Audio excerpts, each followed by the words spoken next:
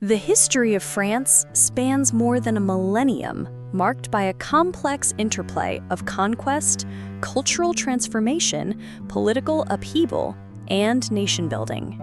From the earliest migrations of the Franks into Roman Gaul to the rise of powerful medieval kingdoms, the French state emerged through a series of dynastic shifts, wars, alliances, and revolutions. Each era left its imprint, from the feudal fragmentation of the Middle Ages to the centralizing monarchies of the Renaissance, from the revolutionary fervor of 1789 to the global influence of modern France.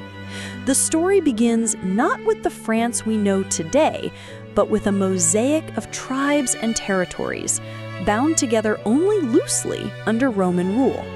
It was during the decline of the Western Roman Empire that a new force began to take shape: the Franks, a Germanic people whose name would eventually lend itself to the nation. Their early kings laid the foundations for what would become one of Europe's most enduring political entities. The Franks, their name meaning brave or free, were a confederation of Germanic tribes who lived along the lower Rhine River. By the 3rd century, they had divided into two main groups: the Salian Franks, dwelling near the North Sea, and the Ripuarian Franks, settled along the Middle Rhine. Initially, they were both adversaries and allies of the Roman Empire. In 486, Clovis, a young and ambitious Salian Frank chieftain, defeated the Roman general Syagrius at the Battle of Soissons, taking control of the lands between the Seine and Loire rivers. This victory marked the beginning of the Frankish Kingdom's rise to power. A pivotal moment came in 496, when Clovis converted to Christianity after his victory over the Alemanni. By embracing the faith of the Gallo-Roman majority, he gained the support of the powerful Catholic Church, securing his legitimacy as a ruler and strengthening his grip on newly conquered territories. Through successive campaigns, Clovis subdued rival Frankish leaders, uniting the Salians and Ripuarian Franks under his rule. He extended his domain to encompass 3/4 of Gaul and large areas east of the Rhine, forging the first unified Frankish kingdom. After Clovis's death in 511, his kingdom was divided among his 4 sons, following Frankish custom. Over the next century, the realm underwent cycles of reunification and division as heirs inherited portions of the kingdom and fought for dominance. By the late 6th century, the Merovingian realm extended into northern Italy, making it one of the most powerful states in Western Europe. However, constant internal wars and the entrenched practice of partible inheritance gradually weakened royal authority. Real power increasingly shifted to the mayors of the palace, the chief officials of the royal household, especially in the eastern region of Austrasia. The kings, often young or ineffective, became symbolic figureheads, earning the later label do-nothing kings, Roya Finial. As the Merovingian kings descended further into ceremonial irrelevance, real authority lay with the mayors of the palace, especially in Austrasia. The most prominent among them was Charles Martel, whose military prowess and administrative reforms solidified his family's influence. His victory at the Battle of Tours in 732, repelling the Umayyad advance into Gaul, elevated him to near-legendary status and marked a turning point in European history. Upon Charles Martel's death in 741, his son Pepin the Short inherited his position as mayor. By this time, the fiction of Merovingian kingship had become untenable. With the blessing of Pope Zachary, Pepin deposed the last Merovingian king, Childeric III, in 751, and was anointed as King of the Franks, an act that formalized the alliance between the Frankish monarchy and the papacy. This partnership was soon strengthened when Pepin campaigned against the Lombards in Italy, gifting the conquered territories to the Pope in what became known as the Donation of Pepin, laying the foundation for the Papal States. Pepin's death in 768 brought his son Charlemagne, Charles the Great, to the throne, a ruler whose ambition, military genius, and administrative vision would transform the Frankish Kingdom into the most formidable empire in Western Europe since Rome. Over the course of his 46-year reign, Charlemagne waged more than 50 campaigns, subduing the Lombards, Saxons, Bavarians, and Avars, and extending Frankish influence deep into Central and Eastern Europe. His victories not only expanded territorial boundaries, but also enforced Christian conversion among the conquered, intertwining political expansion with religious unification. By the dawn of the 9th century, Charlemagne's empire stretched from the Atlantic coast to the Elbe River in the east, and from northern Italy to the North and Baltic Seas, territory comparable to that of the former Western Roman Empire. In recognition of his achievements, on Christmas Day in the year 800, Pope Leo III crowned Charlemagne as Emperor of the Romans at St. Peter's Basilica in Rome. This act symbolically revived the Western imperial title and positioned Charlemagne as both the protector of Christendom and the successor to the Caesars, cementing the Frankish Empire's central role in medieval European politics. Charlemagne's reign was not only defined by conquest, he pursued administrative reforms to strengthen central authority, appointing royal envoys, missi dominici, to oversee local governance, standardizing laws, and promoting learning in what became known as the Carolingian Renaissance, a revival of scholarship, Latin literacy, and church reform. When Charlemagne died in 814, his empire passed to his son, Louis the Pious, whose piety was matched by political weakness. Internal rebellions and the challenge of governing such vast territories plagued his rule.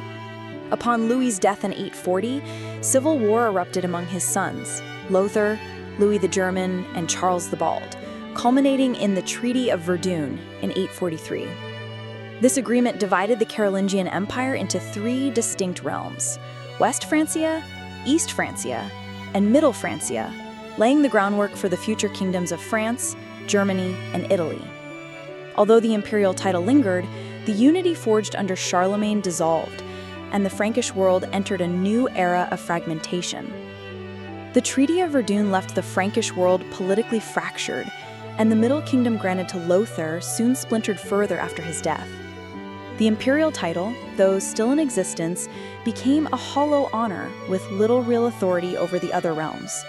In West Francia, the portion that would become modern France, royal power steadily weakened as the monarchy's domain shrank to a small heartland around Paris known as the Isle de France. The late 9th and early 10th centuries were marked by constant turmoil. Viking raids, led by Norsemen from Scandinavia, ravaged the coasts and river valleys. In 885, a massive Viking force of some 40,000 men and 700 ships besieged Paris, forcing King Charles the Fat to pay a heavy ransom for their withdrawal.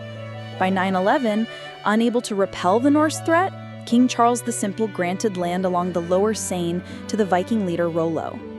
This territory became the Duchy of Normandy, a powerful and semi-independent state within the French realm. Meanwhile, the Carolingian dynasty in West Francia faced its own internal decay.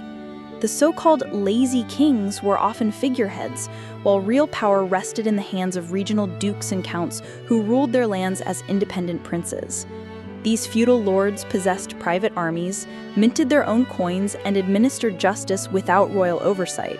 The monarchy's reliance on noble support further entrenched the principle that fiefs could be inherited, making local lordships hereditary and effectively transforming them into autonomous domains. By the late 9th century, the last Carolingian king, Louis V, died without an heir in 987. The assembled nobles elected Hugh Capet, Duke of the Franks and Count of Paris, as king. This marked the beginning of the Capetian dynasty. Hugh's selection reflected the political reality of the time.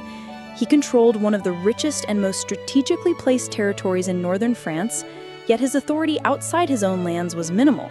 In the early Capetian period, the French king's influence was largely nominal over powerful vassals such as the Dukes of Normandy, Aquitaine, and Burgundy, rulers who commanded greater resources than the monarch himself.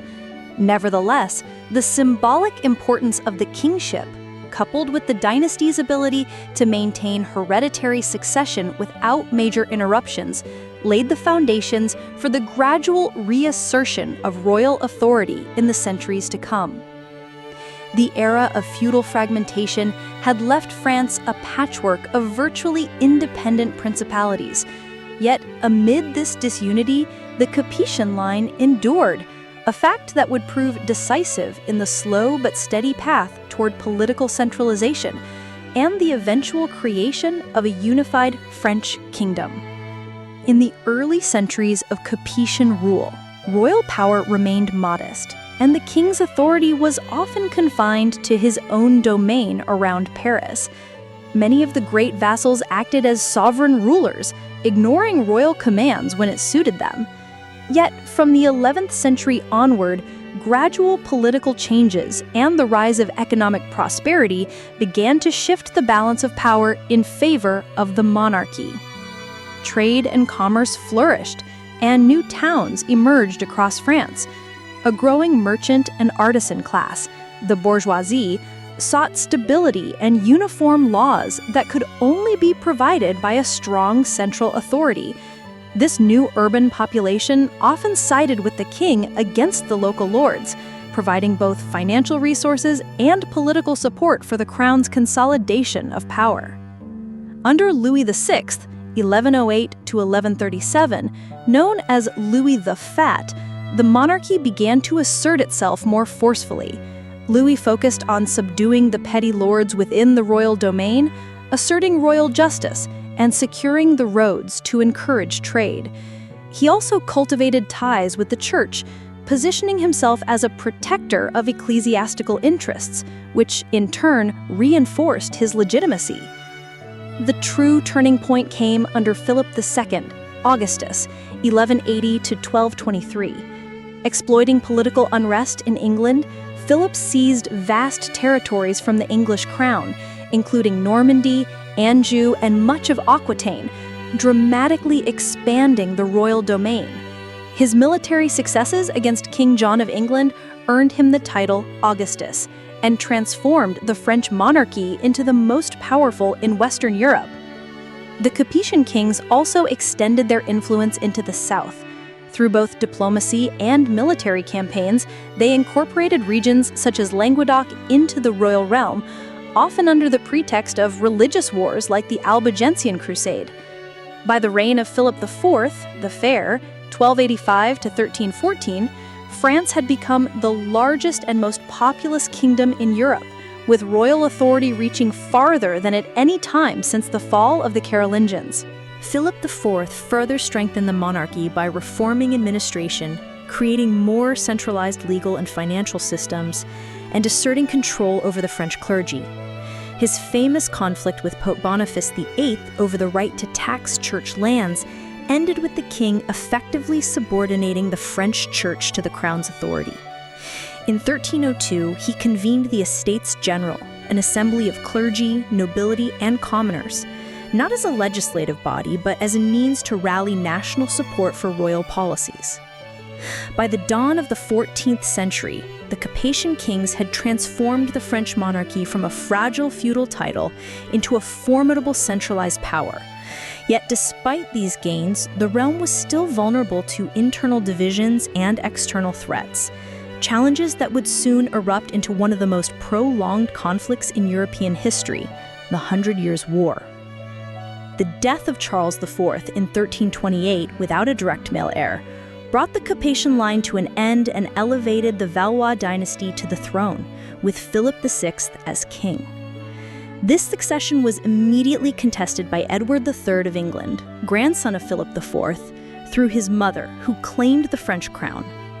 Underlying this dynastic dispute were deeper economic and territorial tensions.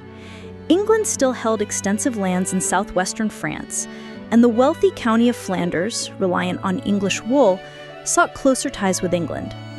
In 1337, after years of rising hostility, war broke out between France and England, initiating the protracted conflict later known as the 100 Years' War. The war was fought in phases, with long periods of truce punctuated by devastating campaigns. England initially achieved stunning victories such as the battles of Crécy and Poitiers, where King John II of France was captured. France was further weakened by the Black Death, which decimated the population and disrupted the economy. By the early 14th century, the French realm faced near collapse. The internal civil war between the Armagnac and Burgundian factions drained resources and fractured the nobility.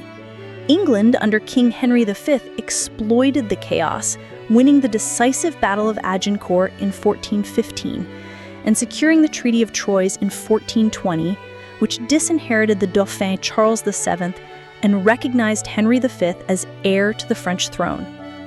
The turning point came with the rise of Joan of Arc in 1429.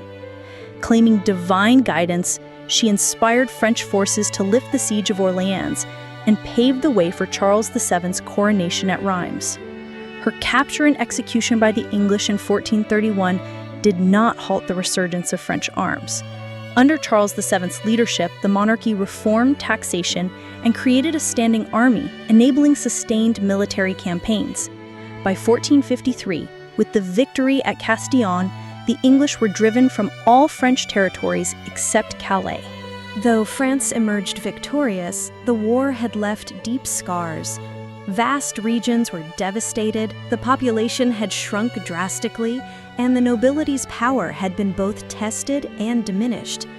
Yet, the expulsion of the English removed the largest obstacle to royal authority, allowing the monarchy to focus on subduing the remaining semi-independent lords.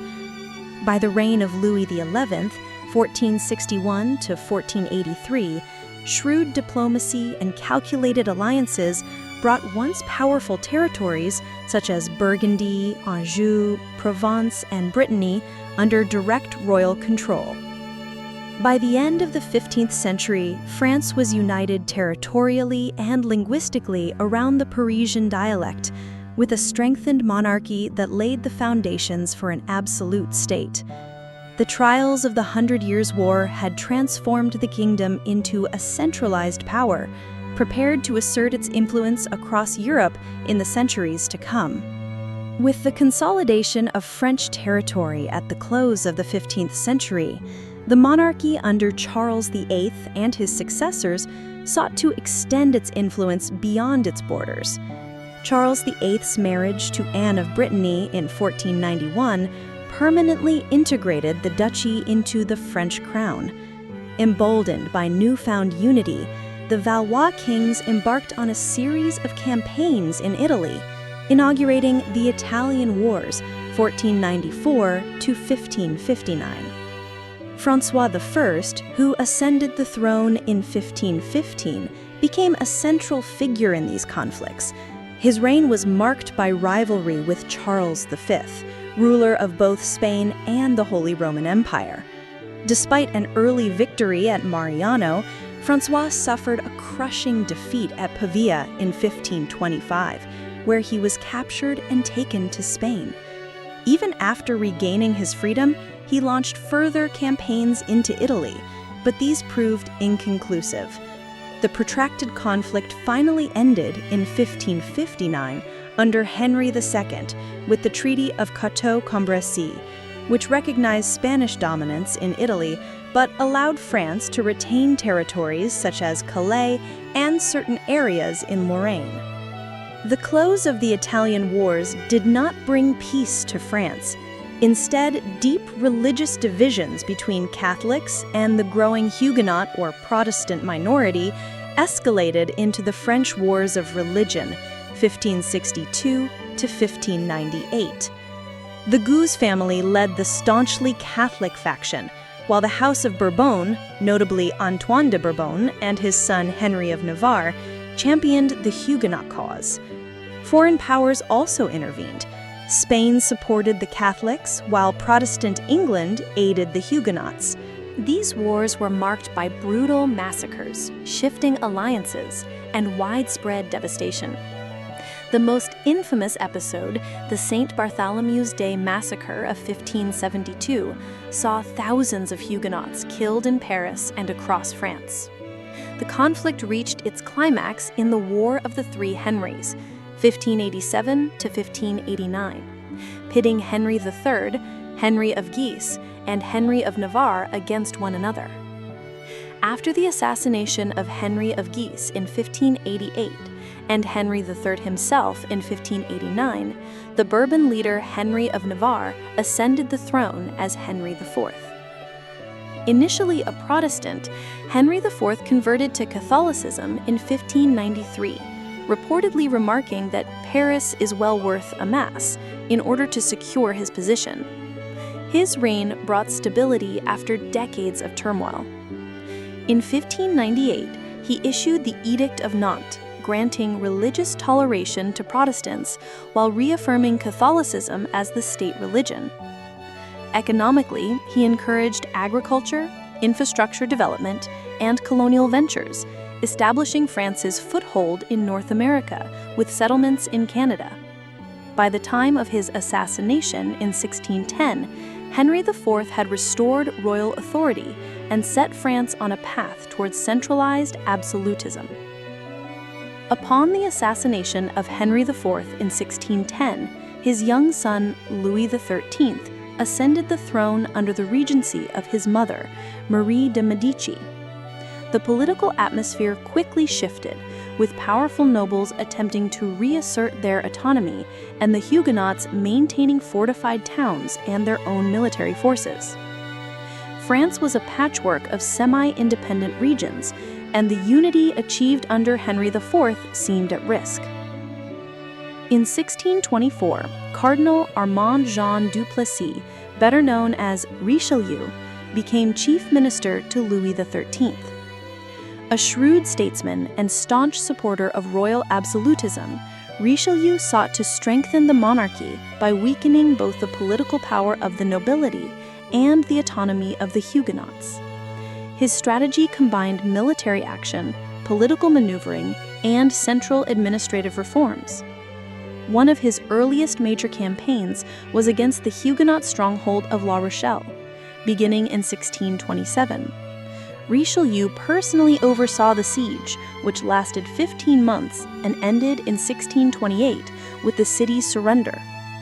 While the Edict of Nantes remained nominally in force, the Huguenots lost their right to maintain fortified towns, effectively ending their military independence. Richelieu also targeted rebellious nobles.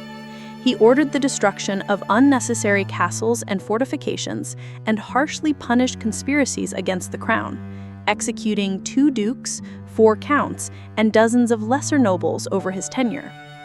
At the same time, he expanded France's administrative apparatus, appointing loyal royal officials, known as intendants, to oversee provinces, collect taxes, and enforce royal decrees, thus bypassing local aristocratic authorities. In foreign policy, Richelieu pursued a pragmatic course, prioritizing the geopolitical interests of France over religious alliances.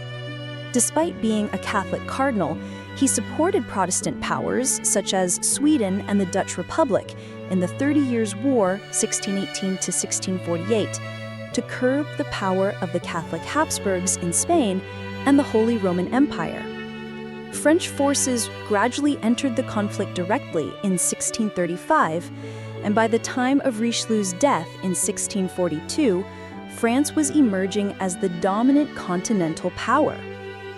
Through these policies, Richelieu not only secured the internal authority of the monarchy, but also laid the groundwork for France's ascendancy in Europe during the reign of Louis XIV. His vision of a centralized, absolutist state became the foundation upon which the Sun King would build his empire. When Louis XIV inherited the throne in 1643 at the age of 4, France was already a centralized monarchy in form, but still vulnerable to internal unrest.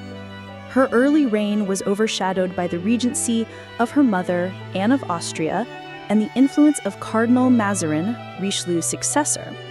This period saw the Fronde, 1648 to 1653, a series of civil wars in which nobles, parlements, and even some commoners rebelled against the crown's growing authority. Though the uprisings were eventually suppressed, They left a lasting impression on the young king, the conviction that disorder and instability came from allowing the nobility too much influence in governance. When Mazarin died in 1661, Louis XIV made the unprecedented decision to rule without a chief minister. Declaring himself the direct embodiment of the state, l'état c'est moi, I am the state, he became the very model of absolutist monarchy. He reduced the political role of the aristocracy by drawing them into a life of ceremonial splendor at his newly built Palace of Versailles, where they competed for royal favor under his constant gaze. Under his reign, the administrative system established by Richelieu was strengthened. The intendants expanded their reach, enforcing royal policies across the provinces, while specialized councils managed finance, military affairs, and foreign policy. Louis XIV's reign was also marked by ambitious military campaigns aimed at extending France's borders to what he considered their natural frontiers. Wars such as the War of Devolution, 1667 to 1668, the Franco-Dutch War, 1672 to 1678, the War of the Reunions, 1683 to 1684, and the 9 Years' War, 1688 to 1697, expanded France's influence but at significant financial cost. The culmination of his aggressive foreign policy was the War of the Spanish Succession, 1701 to 1714, fought to secure the throne of Spain for his grandson, Philip of Anjou. Although France ultimately retained Philip on the Spanish throne, the war drained the treasury and checked France's expansionist ambitions. Domestically, Louis XIV's absolutism also had religious dimensions. In 1685, he revoked the Edict of Nantes, ending official tolerance of Protestantism. This led to the persecution of Huguenots, the destruction of their churches, and the exile of hundreds of thousands, an action that damaged France's economy by driving away skilled artisans and merchants. Despite the mounting costs of his wars and the economic strain they brought, Louis XIV transformed France into the preeminent power of Europe. His court at Versailles became the symbol of royal grandeur, setting cultural trends in art, architecture, fashion, and etiquette for the entire continent. By the time of his death in 1715, the Sun King had ruled for 72 years, the longest reign of any major European monarch, and left behind a monarchy that was at once gloriously powerful and dangerously overextended. When Louis XIV died in 1715, the throne passed to his great-grandson, Louis XV, who was only 5 years old. During his minority, the kingdom was governed by Philippe II, Duke of Orleans, as regent. The regency period was marked by attempts to restore financial stability after the crushing expenses of Louis XIV's wars. One of the most notable efforts was the experiment of Scottish financier John Law, who introduced a paper currency system and promoted the Mississippi Company. Initially, this fueled speculative excitement, but the so-called Mississippi Bubble burst in 1720, causing economic disruption and widespread mistrust to financial innovation. When Louis XV began his personal rule in 1723, France was still one of Europe's great powers, but it faced challenges both abroad and at home. His reign was long, spanning nearly 6 decades, but increasingly troubled. Early successes in foreign policy, such as alliances with Spain and victories in the War of the Polish Succession, 1733 to 1738, and the War of the Austrian Succession, 1740 to 1748, maintained France's influence. But the costly 7 Years' War, 1756 to 1763, proved disastrous. France lost Canada, Louisiana east of the Mississippi, and other colonial possessions to Britain, signaling a major setback in its global ambitions. Domestically, Louis XV's government was plagued by inefficiency and corruption. The king's reliance on favorites and mistresses, such as Madame Pompadour, generated criticism and undermined the monarchy's prestige. While his ministers attempted reforms, especially in finance and taxation, they met strong resistance from entrenched privileges of the nobility and the parlements, the high courts of justice that often acted as political opposition to royal authority. By the latter part of his reign, public opinion turned sharply against the monarchy. Economic hardship among the peasantry, rising bread prices, and increasing taxes created resentment. Enlightenment thinkers such as Voltaire, Rousseau, and Montesquieu criticized absolutism and called for political and social reform, spreading new ideas about liberty, equality, and representative government. These currents of thought gained influence among the educated elite and the urban middle class, eroding the ideological foundations of the old order. Louis XV's final years were clouded by military and diplomatic failures, as well as a growing sense that the monarchy was out of touch with the needs of its people. When he died in 1774, his grandson succeeded him as Louis XVI, inheriting a state with mounting debt, a restless population, and deep divisions in society. Louis XVI, though personally well-intentioned, proved indecisive in addressing the kingdom's mounting crises. His early reign saw attempts at reform, such as reducing certain feudal privileges and supporting agricultural innovation, but these efforts were undermined by opposition from the nobility and conservative institutions. France's costly support for the American Revolution, 1775 to 1783, further strained the treasury, adding to a national debt that had already reached alarming levels. By the late 1780s, economic collapse loomed. Years of poor harvests led to food shortages, while the government's inability to enact tax reform left the financial system in ruins.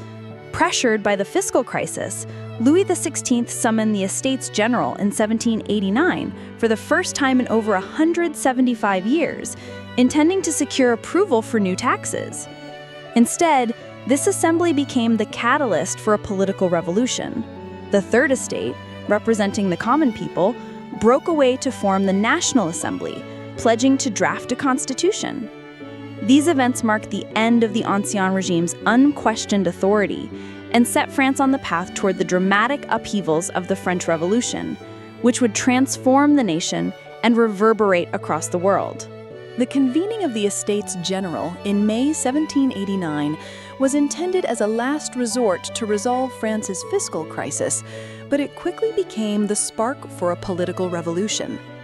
Traditionally divided into three estates, the clergy, the nobility, and the commoners, the assembly was dominated numerically by the Third Estate, which represented the vast majority of the population. Frustrated by voting procedures that allowed the privileged orders to block reform, the Third Estate took the historic step of declaring itself the National Assembly in June 1789, asserting its right to represent the nation's sovereign will. Shortly afterward, in the famous tennis court oath, its members vowed not to separate until they had produced a constitution. Tensions escalated as Louis XVI hesitated between accepting this new body and reasserting royal authority. In Paris, rumors of a royal coup sparked popular unrest, culminating on July 14, 1789, with the storming of the Bastille, a medieval fortress and prison that had become a symbol of tyranny.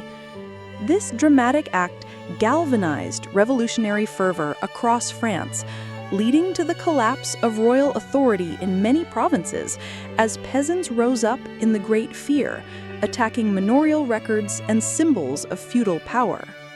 Responding to the upheaval, the National Assembly abolished feudal privileges on the night of August 4, and later that month adopted the Declaration of the Rights of Man and of the Citizen. This document proclaimed liberty, equality, and the sovereignty of the people, embodying the revolution's core ideals. However, the monarchy remained in place under a constitutional framework, and Louis XVI, though formally accepting these changes, continued to conspire with conservative elements to regain power. Economic distress persisted, with bread shortages fueling urban discontent. In October 1789, thousands of Parisian women marched to Versailles demanding relief and forcing the royal family to relocate to Paris under the watchful eye of the revolutionaries. Over the next 2 years, the National Assembly implemented sweeping reforms, reorganizing the church under the civil constitution of the clergy, creating new administrative divisions, and standardizing laws. Yet these changes also deepened divisions, alienating devout Catholics and radicalizing both supporters and opponents of the revolution. By 1791, the situation had grown precarious. The king's attempted escape in the Flight of Varennes that June shattered public trust, casting him as a traitor to the revolution. Meanwhile, émigré nobles abroad lobbied foreign monarchs to intervene in France. The political spectrum polarized. Moderates sought to preserve a constitutional monarchy, while radicals in the Jacobin Club pushed toward republicanism. The threat of foreign invasion intensified when Austria and Prussia issued the Declaration of Pillnitz in August 1791, warning against harm to the French royal family. Many revolutionaries interpreted this as a provocation, and calls for war grew louder. In April 1792, the Legislative Assembly declared war on Austria, marking the beginning of the Revolutionary Wars. Early defeats and rumors of treachery heightened suspicion of the king. On August 10, 1792, a popular insurrection stormed the Tuileries Palace, massacring the Swiss Guard and effectively ending the monarchy's power. The royal family was imprisoned, and a new national convention was elected to draft a republican constitution.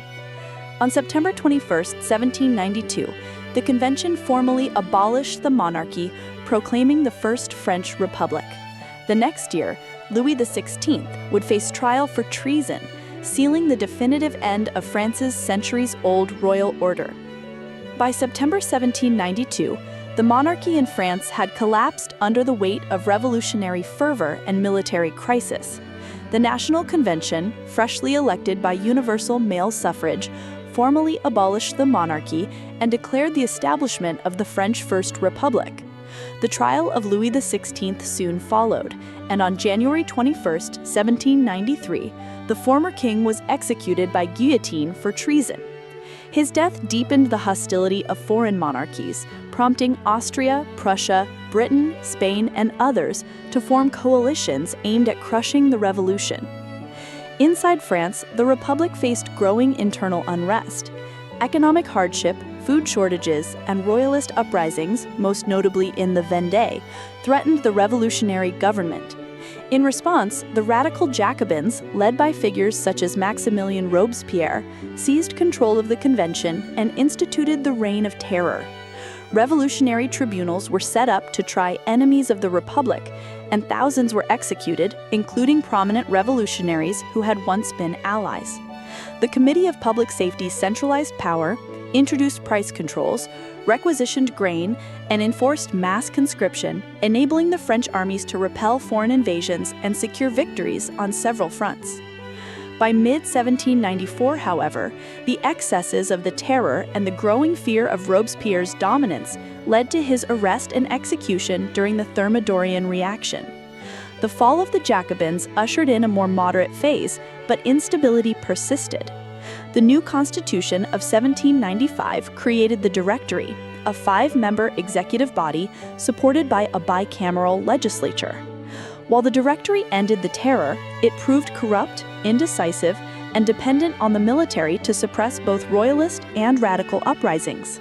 Amid this political fragility, the young and ambitious General Napoleon Bonaparte rose to prominence through a series of brilliant military campaigns in Italy and Egypt. His victories brought him both popular acclaim and political influence, while the Directory's authority continued to erode. By November 9, 1799, 18 Brumaire, in the revolutionary calendar, Napoleon staged a coup d'etat, dissolving the Directory and establishing the consulate with himself as first consul, effectively ending the First Republic and setting the stage for his eventual proclamation as emperor. With the coup of 18 Brumaire in 1799, Napoleon Bonaparte emerged as the dominant political figure in France. As first consul, he centralized authority, reformed the legal system through the Napoleonic Code, modernized administration, and stabilized the economy, restoring order after a decade of revolutionary turmoil. His rule combined authoritarian control with many of the revolution's reforms, preserving secular governance, merit-based advancement, and the abolition of feudal privileges. In 1804, capitalizing on his immense popularity and military prestige, Napoleon crowned himself Emperor of the French in a ceremony at Notre Dame Cathedral with Pope Pius VII present, but reduced to a symbolic role. The Napoleonic Empire expanded rapidly through a series of decisive military victories against coalitions of European powers. The French army, renowned for its mobility and morale, won major battles such as Austerlitz, Jena, Auerstedt, and Wagram in 1809, extending French influence over much of continental Europe. Napoleon reorganized conquered territories, spreading the Napoleonic Code and revolutionary ideals, while placing family members and loyal generals on European thrones. Yet Britain remained unconquered, protected by its naval supremacy, demonstrated in Admiral Nelson's victory at Trafalgar in 1805. Napoleon responded with the Continental System, a large-scale economic blockade aimed at isolating Britain. But the policy strained France's allies and occupied territories, breeding resentment. Resistance also intensified in Spain, where guerrilla warfare and British intervention drained French resources in the Peninsular War 1808 to 1814. The turning point came in 1812, when Napoleon launched a massive invasion of Russia after it defied the continental system. Initially advancing deep into Russian territory, the French army captured Moscow but found it abandoned and burned. Harsh winter conditions, stretched supply lines, and constant Russian counterattacks forced a catastrophic retreat, with only a fraction of the Grande Armée surviving. Sensing French weakness, the Sixth Coalition, comprising Britain, Russia, Prussia, Austria, and other states, launched a coordinated offensive. Napoleon's forces were decisively defeated at the Battle of Leipzig in 1813, forcing him to retreat into France. By early 1814, coalition armies had entered Paris. Facing mounting pressure, Napoleon abdicated in April 1814 and was exiled to the island of Elba, while the Bourbon monarchy was restored under Louis XVIII. However, in March 1815, Napoleon escaped Elba and returned to France in a dramatic bid to reclaim power, a period known as the 100 Days. His rapid advance rallied the army and many citizens, forcing Louis XVIII to flee once more. Napoleon's final gamble ended at the Battle of Waterloo on June 18, 1815, where British and Prussian forces under Wellington and Blücher decisively defeated him. Captured by the British, Napoleon was exiled to the remote island of St. Helena in the South Atlantic, where he remained under close guard until his death in 1821. After Napoleon's defeat at Waterloo in June 1815, the victorious Allies restored the Bourbon monarchy for a second time under Louis XVIII, inaugurating the period known as the Bourbon Restoration. The restored regime operated under the Charter of 1814, a constitutional framework that preserved some gains of the Revolution, such as the abolition of feudal privileges and the Napoleonic legal system, while re-establishing royal authority and aristocratic influence. Politically, the Restoration was marked by a constant tension between ultra-royalists, who sought to reverse revolutionary changes, and liberals, who demanded greater political freedoms and representation. Louis XVIII maintained a relatively moderate course, balancing between these factions, but his successor, Charles X, who ascended the throne in 1824, pursued a far more reactionary agenda. Charles sought to restore the power of the Catholic Church, compensate émigré nobles for lands confiscated during the Revolution, and strengthen royal prerogatives. His conservative policies alienated the growing middle class and clashed with the liberal press, provoking widespread opposition. The breaking point came in July 1830, when Charles X issued the Four Ordinances of St. Cloud, which dissolved the Chamber of Deputies, restricted press freedoms, altered the electoral system to favor the aristocracy and called for new elections under these constraints. These measures triggered the July Revolution, a popular uprising in Paris lasting 3 days, known as the Trois Glorieuses, the Three Glorious Days, from July 27th to 29th, 1830. Faced with mass resistance and the defection of elements of the army, Charles X abdicated and fled to Britain. In his place, the crown was offered to Louis Philippe, Duke of Orléans, a member of a junior branch of the Bourbon family. Proclaimed King of the French rather than King of France, Louis Philippe symbolized a constitutional monarchy intended to represent the will of the nation rather than divine right.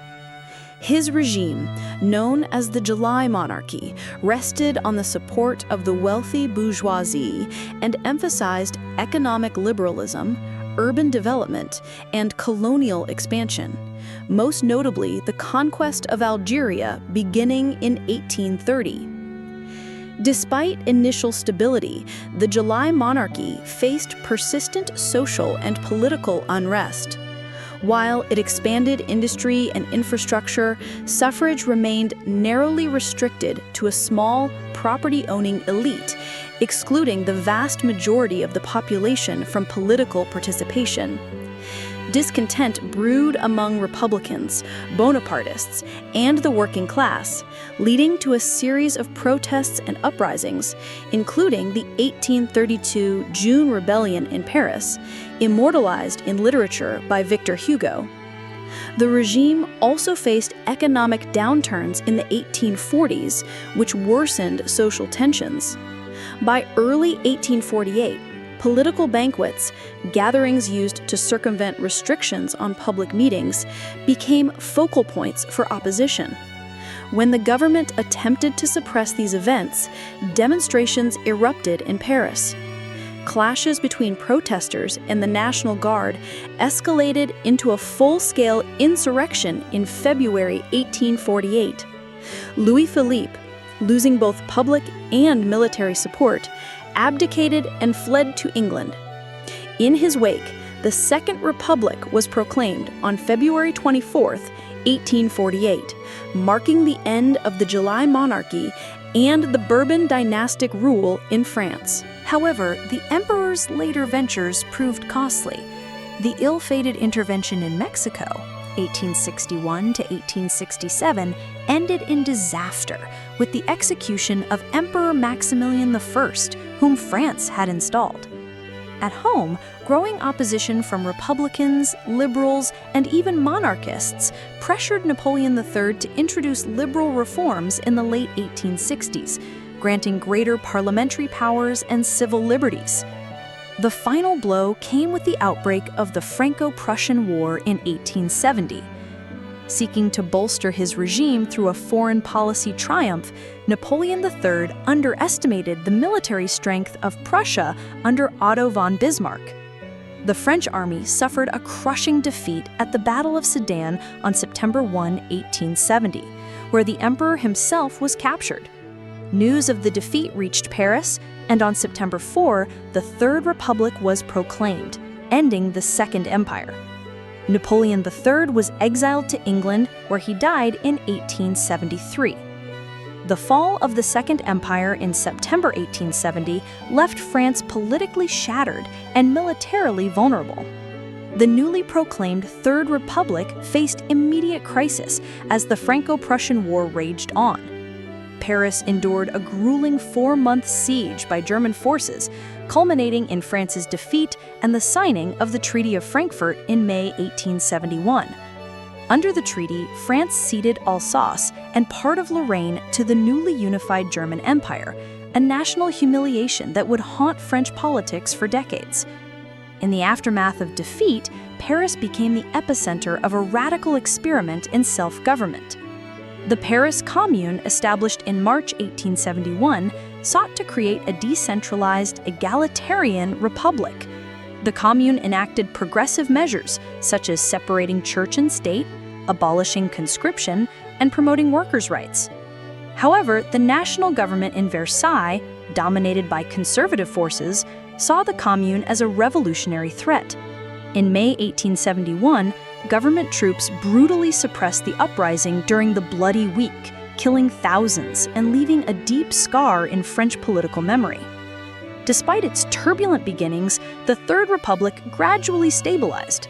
The 1875 constitutional laws established a parliamentary system with a president, a bicameral legislature, and significant protections for civil liberties. Monarchists, republicans, and radicals vied for influence, but republicanism steadily gained ground. By the 1880s, France had solidified its republican institutions, expanded public education, and strengthened the separation of church and state, particularly through the anti-clerical laws of the early 20th century. The Third Republic was also an era of aggressive colonial expansion.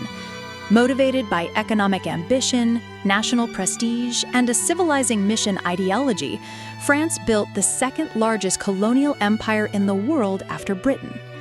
In Africa, French forces secured vast territories in North and West Africa, including Algeria, Tunisia, Senegal, and French West Africa.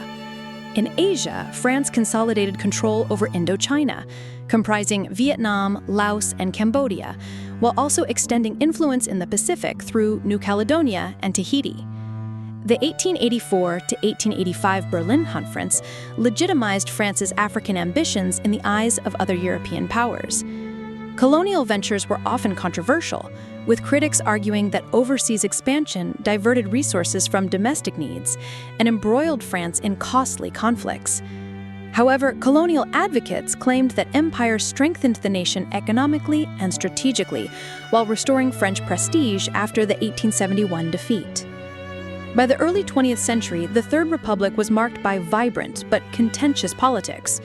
The Dreyfus Affair, 1894 to 1906, in which a Jewish army officer was wrongfully convicted of treason, exposed deep divisions over nationalism, militarism, and anti-Semitism. The eventual exoneration of Alfred Dreyfus underscored the Republic's commitment to justice, but also revealed enduring fractures in French society.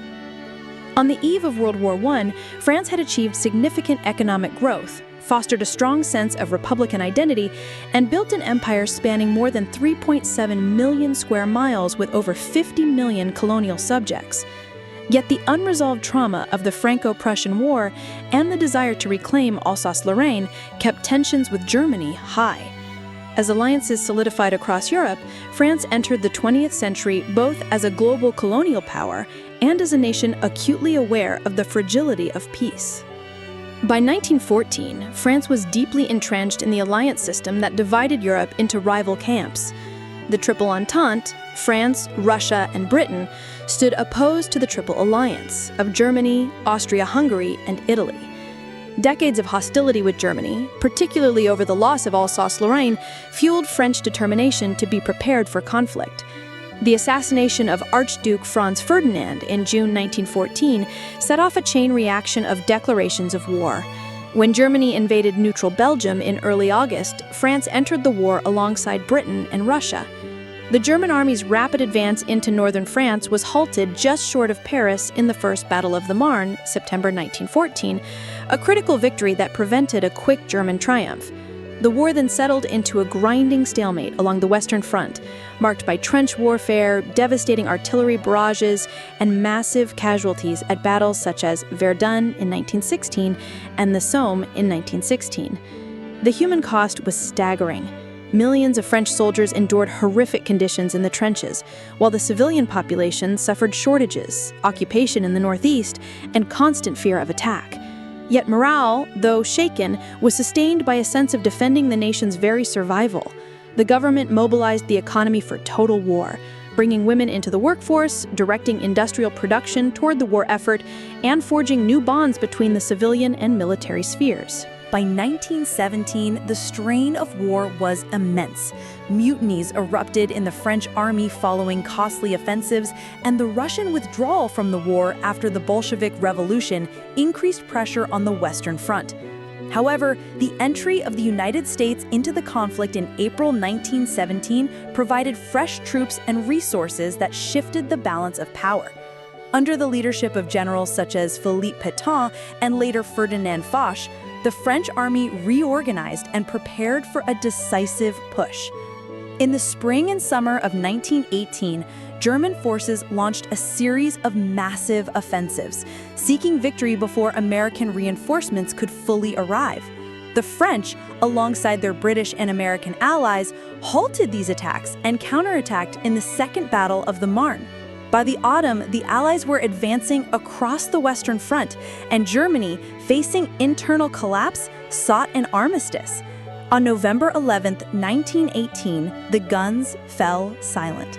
France emerged from the war victorious, but deeply scarred. The cost in human life was catastrophic. Nearly 1.4 million French soldiers were dead, millions more were wounded, and large swaths of the industrial North lay in ruins. The economy, though buoyed by reparations promised in the Treaty of Versailles 1919, faced years of reconstruction. Towns were rebuilt, farmland cleared of shell craters and unexploded ordnance, and industries slowly revived. Politically, the Third Republic faced the dual challenge of honoring the sacrifices of the war while managing the volatile post-war environment. Veterans organizations exerted considerable influence, pushing for pensions, memorials, and a strong defensive policy. This sentiment culminated in the construction of the Maginot Line in the late 1920s and early 1930s, a vast network of fortifications along the German border designed to prevent another invasion. France also sought security through alliances, forging pacts with countries such as Poland and Czechoslovakia, and maintaining a cautious watch over Germany's compliance with Versailles. The 1920s, despite economic challenges, saw a cultural and social revival in France. Paris became a global center of art, literature, and intellectual life, attracting writers, artists, and musicians from around the world. The so-called Années Folles, or crazy years, were marked by jazz clubs, avant-garde movements, and a flourishing of modernist ideas. Women's roles expanded as many who had entered the workforce during the war remained in employment, though political equality lagged behind. French women would not gain the right to vote until 1944. The onset of the Great Depression in 1929 struck France later than other nations, but with severe consequences. By the early 1930s, unemployment rose, industrial output fell, and political polarization deepened. The rise of fascism in Italy and Nazism in Germany alarmed the French public, especially as Adolf Hitler openly defied the Treaty of Versailles, rearming Germany and remilitarizing the Rhineland in 1936. French politics in this period were turbulent, with frequent changes of government. In February 1934, violent right-wing demonstrations in Paris fueled fears of a fascist takeover, prompting the formation of the Popular Front, a left-wing coalition led by socialist leader Léon Blum. The Popular Front government, elected in 1936, introduced sweeping social reforms, including the 40-hour workweek, paid vacations, and collective bargaining rights. While these measures were celebrated by workers, they alienated conservative and business interests, contributing to political instability. Internationally, France faced mounting threats. The Spanish Civil War, 1936 to 1939, unfolded on its southern border, where the Popular Front adopted a policy of non-intervention, though French society was deeply divided over the conflict. As Nazi Germany grew stronger, France reaffirmed its alliance with Britain, but doubts about its readiness for war persisted. By 1939, with Hitler's invasion of Czechoslovakia and the signing of the Nazi-Soviet Pact, it became clear that another European conflict was inevitable. When France entered World War II in September 1939 alongside Britain, the early months were marked by what became known as the Phony War. For 8 months, despite the declaration of war against Germany, little fighting occurred along the Western Front. French forces remained behind the Maginot Line, maintaining a defensive stance while diplomatic and military leaders debated the best strategy. This fragile calm shattered in May 1940 when Germany launched a massive offensive through the Low Countries and unexpectedly bypassed much of the Maginot Line via the Ardennes, a region the French High Command had considered unsuitable for large-scale armored movement. The German blitzkrieg quickly overwhelmed French and Allied defenses. By June, Paris had fallen, and the French government, recognizing the futility of further resistance, sought an armistice. On June 22, 1940, the Armistice of Compiègne was signed, dividing France into two zones: the German-occupied north and west, including Paris, and the so-called Free Zone in the south, administered from Vichy under Marshal Philippe Pétain. While the Vichy regime maintained nominal sovereignty, it collaborated closely with Nazi Germany, implementing repressive policies, including anti-Semitic laws, and suppressing political dissent. Not all French leaders accepted defeat. General Charles de Gaulle, broadcasting from London on June 18, 1940, called upon the French people to continue the fight. His appeal marked the birth of the Free France movement, which rallied exiled forces, colonial troops, and resistance networks to wage war against the Axis powers. Inside occupied France, the Résistance, a diverse underground movement, engaged in sabotage, intelligence gathering, and the rescue of Allied soldiers and persecuted civilians. Life under occupation was marked by hardship, scarcity, and fear. Rationing, censorship, and forced labor deportations to Germany deepened public resentment. Over time, more French citizens, disillusioned with Vichy's collaboration, joined resistance efforts, often at personal risk. The turning point came in 1944. On June 6th, Allied forces launched the D-Day invasion of Normandy, opening a Western front against Germany. French resistance fighters played a crucial role in disrupting German communications and transport, aiding the rapid advance of Allied troops. By late August, Paris rose in insurrection, and on August 25, 1944, the city was liberated by French and Allied forces, with General de Gaulle famously leading a triumphant march down the Champs-Élysées. The liberation did not immediately end the war for France. Fighting continued in Alsace-Lorraine and along the German frontier into early 1945. French forces, now part of the Allied advance, participated in the final push into Germany. By May 8, 1945, Victory in Europe Day, France had re-emerged as a victor, though deeply scarred by occupation, collaboration, and the sacrifices of war. In the aftermath, Charles de Gaulle headed the Provisional Government of the French Republic, tasked with rebuilding a devastated nation, purging collaborators, and laying the foundations for a new political order that would replace the discredited Third Republic. With the end of World War II, France emerged among the victors, but faced monumental challenges. The nation's infrastructure lay in ruins, its economy weakened, and its political system discredited by the failures of the Third Republic and the collaborationist Vichy regime. In 1946, the provisional government led by Charles de Gaulle oversaw the drafting of a new constitution, which established the Fourth Republic. Designed to prevent authoritarianism, the new system emphasized parliamentary supremacy, but it also inherited many of the instability issues that had plagued earlier Republican governments. Despite these political fragilities, the Fourth Republic presided over a period of economic recovery, aided by the U.S.-funded Marshall Plan. Industrial output surged, modernization programs expanded, and living standards began to rise. Yet the government faced constant turnover, more than 20 different cabinets in just 12 years, undermining long-term policy coherence. One of the greatest challenges of this era was the wave of decolonization sweeping across the globe.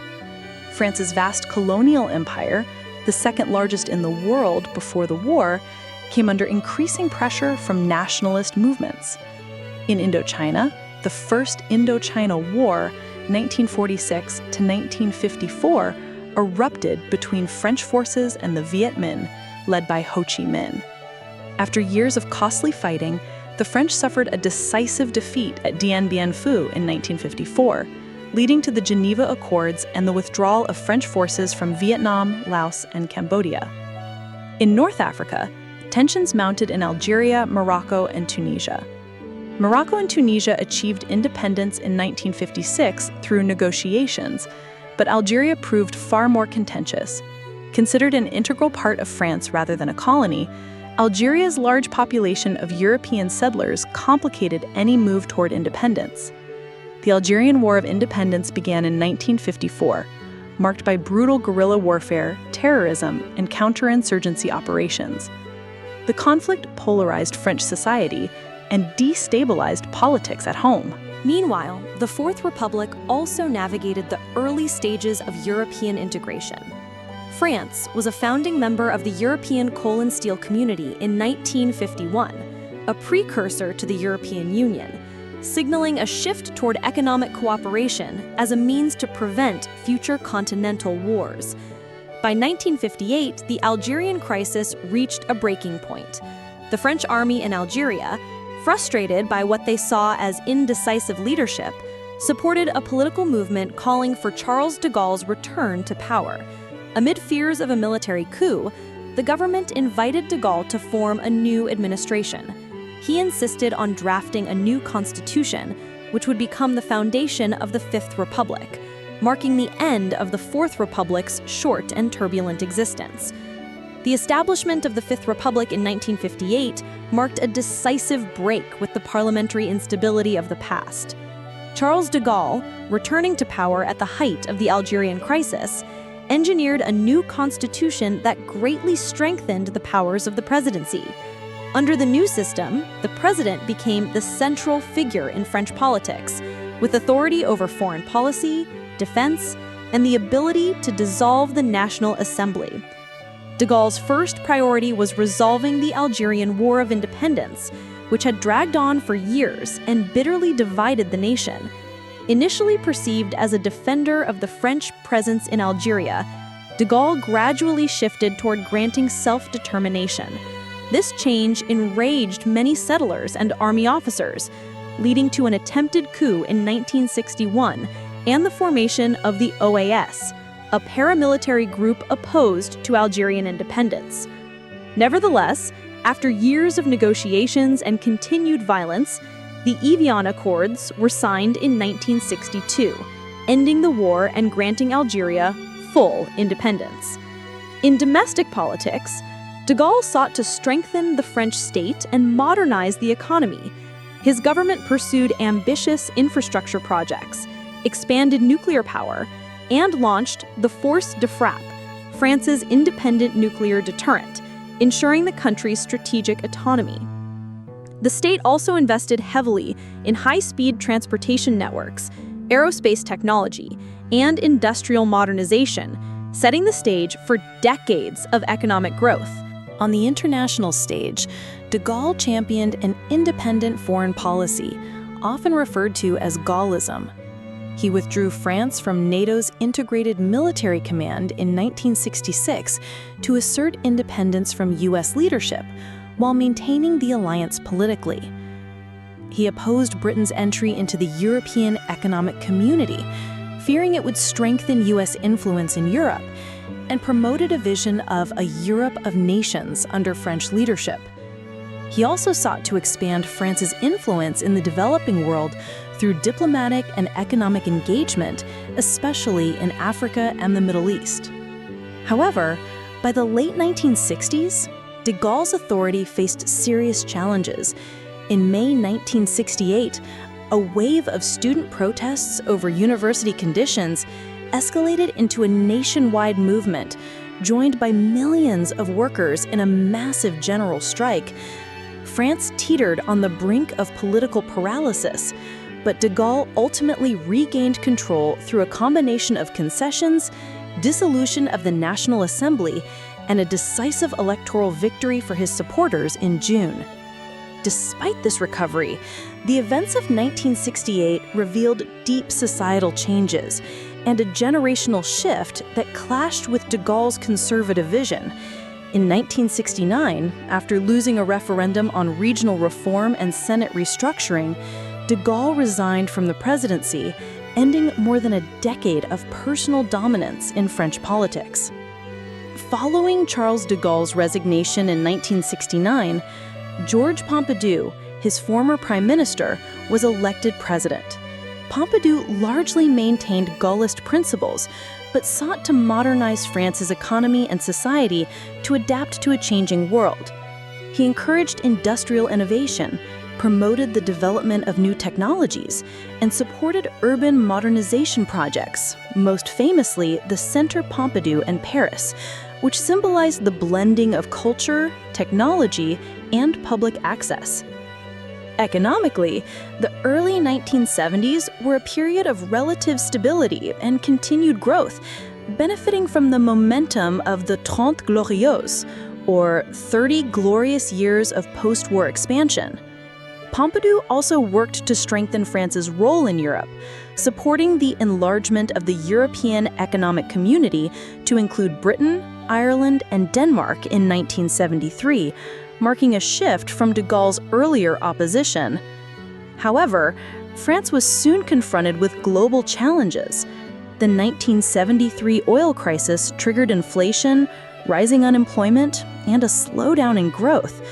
Pompidou's presidency was cut short by his death in 1974, leaving the country facing mounting economic pressures and political uncertainty. In the subsequent election, Valéry Giscard d'Estaing, a centrist reformer, won the presidency, defeating socialist leader François Mitterrand. Giscard represented a generational break from Gaullism. He lowered the voting age from 21 to 18, legalized abortion, expanded divorce rights, and introduced reforms in education and administration to modernize French society. His government also promoted nuclear energy as a way to secure France's energy independence, resulting in the rapid expansion of nuclear power plants. Internationally, Giscard sought closer European integration, working alongside German Chancellor Helmut Schmidt to strengthen Franco-German cooperation and develop the European monetary system, a precursor to the euro. However, the late 1970s were marked by persistent economic difficulties, including a second oil shock in 1979, which worsened unemployment and inflation. Politically, Giscard faced growing opposition from both the left and the Gaullist right. The Socialist Party, revitalized under Mitterrand's leadership, built a broad coalition with the French Communist Party. By the end of Giscard's term, public dissatisfaction with economic conditions, combined with political fatigue, set the stage for a dramatic change in French politics. In 1981, France would witness the first socialist president of the Fifth Republic, marking the beginning of a new political era. In May 1981, François Mitterrand of the Socialist Party won the presidential election, becoming the first left-wing leader of the Fifth Republic. His victory marked a historic political shift, ending over 2 decades of center-right dominance. Mitterrand promised deep social reforms, economic modernization, and a stronger welfare state. In his early years, Mitterrand's government, led by Prime Minister Mauroy, implemented sweeping reforms: the nationalization of major banks and key industries, a reduction in the work week, expansion of workers' rights, abolition of the death penalty, and increased social benefits. Education reforms and cultural investments aimed to democratize access to knowledge and the arts, while housing and urban renewal programs sought to improve living conditions. Internationally, Mitterrand reaffirmed France's commitment to NATO and the European project, though he maintained an independent foreign policy. He cultivated close ties with West German Chancellor Helmut Kohl, playing a central role in advancing European integration. Together, they championed the 1986 Single European Act, which paved the way for the European Union's single market. And laid the groundwork for the Maastricht Treaty, signed in 1992, which established the roadmap for a common European currency. However, the early expansionary economic policies faced severe challenges. Rising deficits, inflation, and trade imbalances forced a dramatic policy shift in 1983 toward austerity and pro-market reforms, a turn to rigor that alienated parts of Mitterrand's left-wing base. This pivot marked the beginning of a more centrist approach, balancing social protections with market-oriented adjustments. The political landscape evolved further with the introduction of proportional representation in the 1986 legislative elections, which brought a right-wing parliamentary majority. This led to the first cohabitation in French history, with conservative leader Jacques Chirac serving as prime minister while Mitterrand remained president. The arrangement tested the constitutional balance of power, but demonstrated the Fifth Republic's flexibility. Re-elected in 1988, Mitterrand pursued a more moderate agenda, emphasizing European unity, social cohesion, and France's global role. His presidency saw France's active participation in the Gulf War of 1991 and continued advocacy for European integration, culminating in the ratification of the Maastricht Treaty in 1992, despite a narrow public approval in a national referendum. By the early 1990s, France faced rising unemployment, economic stagnation, and growing political disillusionment. Mitterrand's second term was also shadowed by health issues and political scandals within his administration. When he left office in 1995, he had served 14 years, the longest presidency in French history, leaving behind a complex legacy, a deepening of European integration, significant social reforms, and a precedent for alternating political power between the left and right under the Fifth Republic. In May 1995, Jacques Chirac, leader of the center-right Rally for the Republic, RPR, was elected president of France, succeeding François Mitterrand. Chirac campaigned on a promise to address France's social fracture by reducing unemployment and strengthening social cohesion.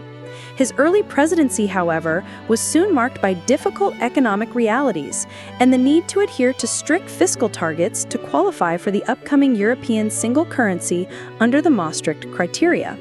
Chirac initially appointed Alain Juppé as prime minister, whose austerity-driven reforms, particularly in pensions and the public sector, provoked massive nationwide strikes in late 1995, the largest since May 1968. These protests weakened the government's popularity and created lasting political divisions. Despite these challenges, France successfully joined the Eurozone, adopting the euro for non-cash transactions in 1999 and as physical currency in 2002. In 1997, Chirac dissolved the National Assembly in an attempt to strengthen his parliamentary majority, but miscalculated, resulting in a left-wing victory. This led to the second cohabitation of the Fifth Republic, with socialist leader Lionel Jospin as prime minister from 1997 to 2002.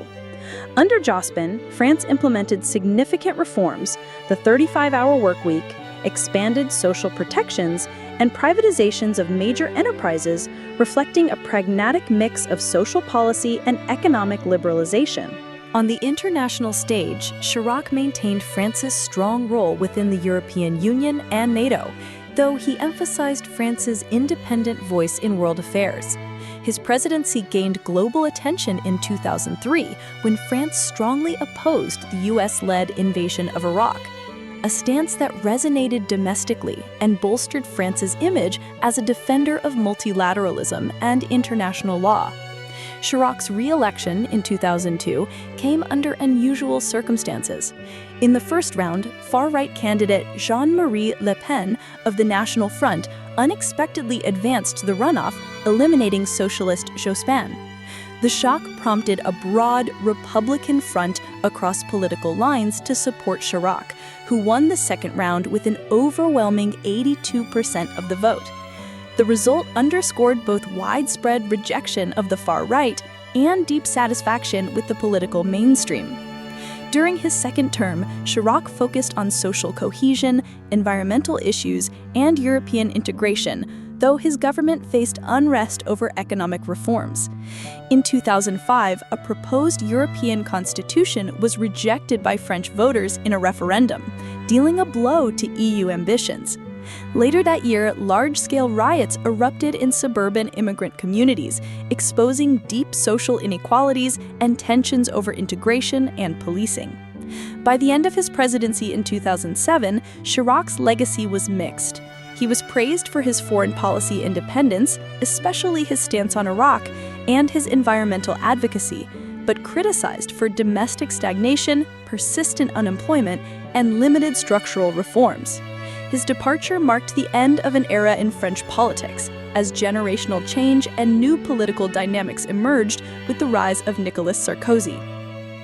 In May 2007, Nicolas Sarkozy, leader of the Center-Right Union for a Popular Movement, UMP, was elected president of France, succeeding Jacques Chirac.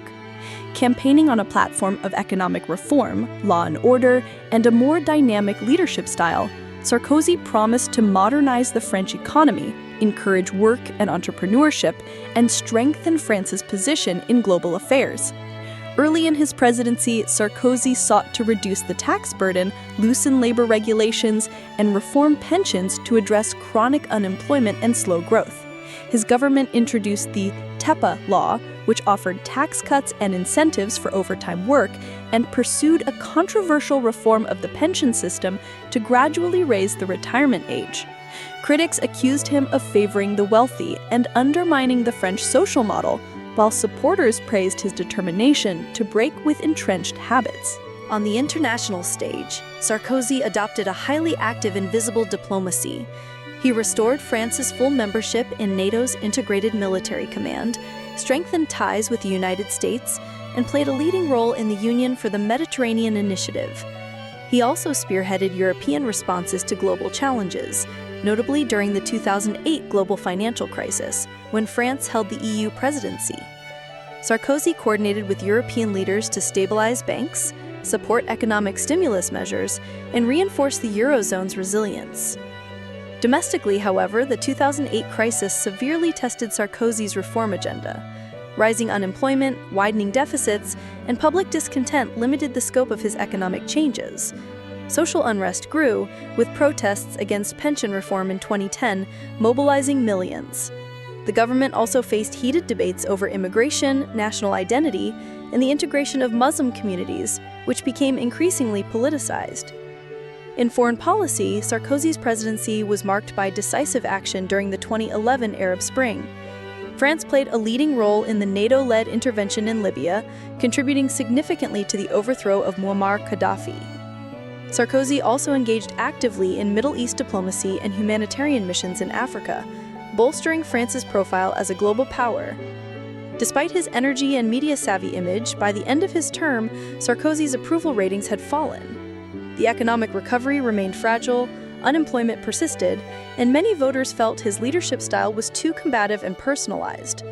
In the 2012 presidential election, Sarkozy was narrowly defeated by socialist candidate François Hollande, ending a presidency that left a complex legacy of ambitious reforms, polarizing politics, and assertive foreign policy.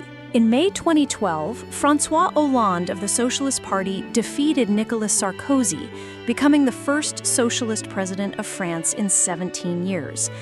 He campaigned on a platform promising to promote social justice, reduce unemployment, and reverse what he described as Sarkozy's austerity policies. Hollande pledged to tax the wealthy more heavily, stimulate job creation, and protect France's welfare state while supporting European integration. His early presidency was shaped by ambitious domestic reforms. One of the most symbolic was the legalization of same-sex marriage in 2013, which was met with both celebration and large-scale protests from conservative and religious groups.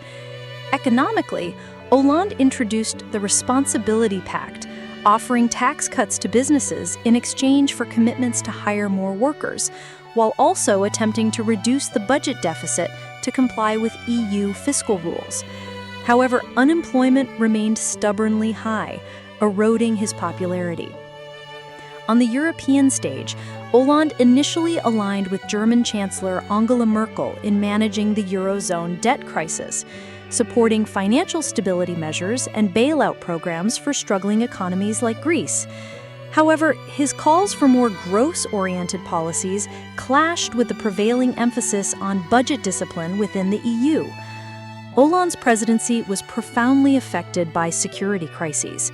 France faced a series of devastating terrorist attacks by Islamist extremists. In January 2015, the Charlie Hebdo shooting and related hostage crisis shocked the nation, leading to mass demonstrations in defense of free speech and national unity.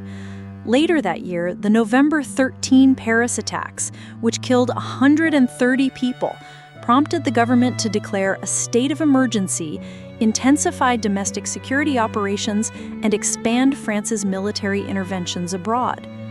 Internationally, Hollande oversaw major French military campaigns, particularly in Africa and the Middle East. In 2013, France launched Operation Serval in Mali to combat Islamist insurgents, later expanding it into Operation Barkhane across the Sahel region. France also joined the US-led coalition against the Islamic State in Iraq and Syria. These actions reinforced France's role as a key global security actor, but they also fueled debates at home over counterterrorism, immigration, and integration. By the later years of his term, Hollande faced growing dissatisfaction from both the left and right. His attempts to reform France's rigid labor laws in 2016 sparked months of strikes and street protests under the banner Nuit debout. Combined with slow economic growth, high unemployment, and persistent security concerns, his approval ratings reached historic lows. In December 2016, acknowledging his unpopularity and the political divisions within his party, Hollande announced he would not seek re-election, the first president in modern French history to do so voluntarily after a single term. His departure set the stage for a turbulent 2017 election that would dramatically reshape the French political landscape. In May 2017, Emmanuel Macron, a former economy minister under François Hollande and leader of the newly formed centrist movement La République En Marche, won the presidency by defeating far-right candidate Marine Le Pen. At 39, he became the youngest president in French history, promising to transcend the traditional left-right divide, revitalize the economy, and strengthen France's role in Europe and the world. Macron's first years in office focused on ambitious pro-business and pro-European reforms. Domestically, he moved quickly to liberalize France's rigid labor market, reform the public sector, and overhaul the national railway system. His government reduced corporate taxes, loosened hiring and firing regulations, and aimed to attract foreign investment. These measures pleased business leaders, but drew criticism from unions and segments of the working class who feared erosion of worker protections. In late 2018, Macron faced his first major domestic crisis with the eruption of the Yellow Vest, Gilets jaunes, movement. Initially triggered by a planned fuel tax hike intended to fund environmental initiatives, the protests rapidly evolved into a broader expression of frustration over rising living costs, economic inequality, and perceived elitism in Macron's leadership style. For months, France witnessed large-scale demonstrations, some turning violent, forcing the government to suspend the fuel tax increase and announce measures such as wage boosts and tax cuts for low-income workers.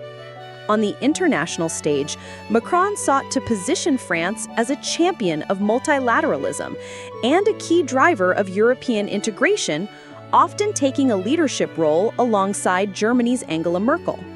He pushed for greater EU defense cooperation, climate action, and reform of the Eurozone. He also advocated for a more independent European foreign policy, balancing close ties with the United States while challenging U.S. positions under President Donald Trump on issues like the Iran nuclear deal and the Paris Climate Accord. The outbreak of the COVID-19 pandemic in 2020 posed unprecedented challenges. Macron's government imposed strict lockdowns, launched large-scale economic relief programs, and spearheaded a rapid vaccination campaign. While praised for France's vaccine rollout, the administration faced criticism over initial shortages of protective equipment and perceived inconsistency in health measures. The pandemic also temporarily overshadowed other political debates, although tensions over economic inequality and social policy persisted. In April 2022, Macron won re-election, again defeating Marine Le Pen, marking the first time since 2002 that a French president secured a second term without cohabitation. His second term began amid significant challenges: the economic fallout from the pandemic, energy shortages exacerbated by Russia's invasion of Ukraine, and deepening political polarization.